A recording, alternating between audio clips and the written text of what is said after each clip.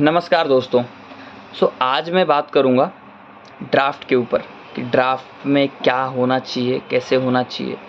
एकदम डीप में नहीं जाऊँगा बट ऊपर से जितनी चीज़ें मैं समझा सकता हूँ उतनी चीज़ें मैं आपको बताऊँगा। अगर समझो मुझे कोई चीज़ ड्राफ्ट करनी है, सबसे पहली बात ड्राफ्टिंग का एक सबसे एसेंशियल चीज़ होता है कि अगर आप कोई चीज़ ड्राफ्ट कर रहे हो तो ड्राफ्टिंग में मतलब कोई बहुत बड़ी चीज़ नहीं है, कोई बहुत बड़ा गेम नहीं है और बहुत बड़ा भी गेम है, दोनों भी चीज़ है।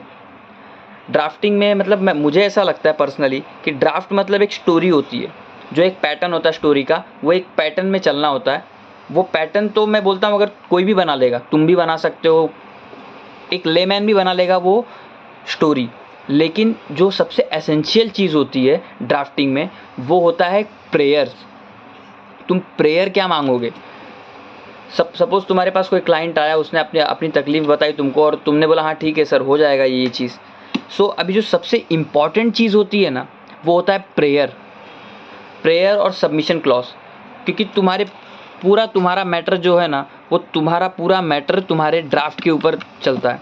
तुम्हारा ड्राफ्ट जैसा होगा वैसे ही तुम्हारा पूरा मैटर, उसी के बेसिस पे तुम्हारा आर्ग्यूमेंट होगा, उसी के बेसिस पे तुम्हारा सामने वाले का रिटर्न स्टेटमेंट आएगा और उसी के हिसाब से तुमको क्लेम मिलेगा। तो सबसे इंपॉर्टेंट चीज़ जो होती है ड्राफ्टिंग में वो होता है प्रेयर्स। अभी प्रेयर में मांगना क्या है, समझ लो तुम्हारे क्लाइंट को चाहिए कुछ और था और तुमने मांग प्रेयर कोई और लिया, या फिर तुमने ऐसा कोई प्रेयर मांग लिया जो कोर्ट से मिल ही नहीं सकता, वो कोर्ट के पास ज्यूरिसडिक्शन ही नहीं है, तो तुम्हारा सूट तो वैसे ही उड़ जाएगा या फिर तुम्हारा मैटर जो है वो तो वैसे ही उड़ जाएगा।